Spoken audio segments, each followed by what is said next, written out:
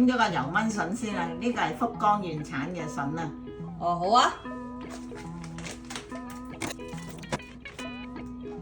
將嚟切條先。個筍好似好好食咁喎。係啊，好新鮮，好脆嘅。係咯，我見你切嗰陣時冇根嘅喎。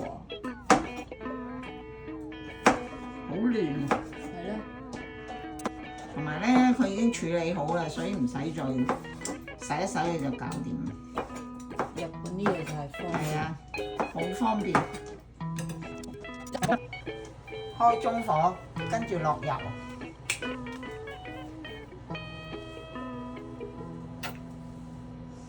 啲筍咧就要落多少少油，佢因為好索油嘅。跟住落筍，炒一炒佢，炒香佢。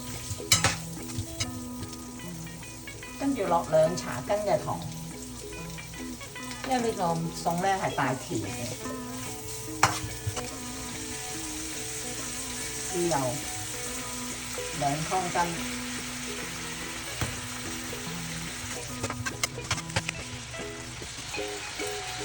個筍咧出咗好多水分，咁啊唔使加水。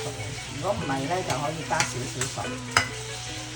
呢個豉油都幾香，係啊，好香。呢隻日本豉油，煮到上咗色就得㗎啦。咁快得㗎？係啊。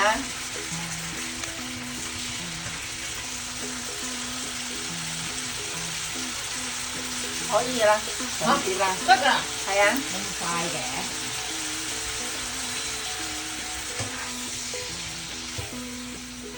去旅行，梗係食翻啲簡單啲嘅，煮啲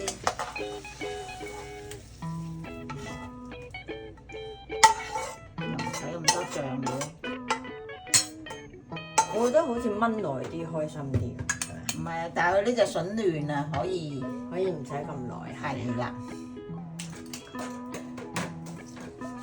哇！快啲試下先。咦，唔偷食？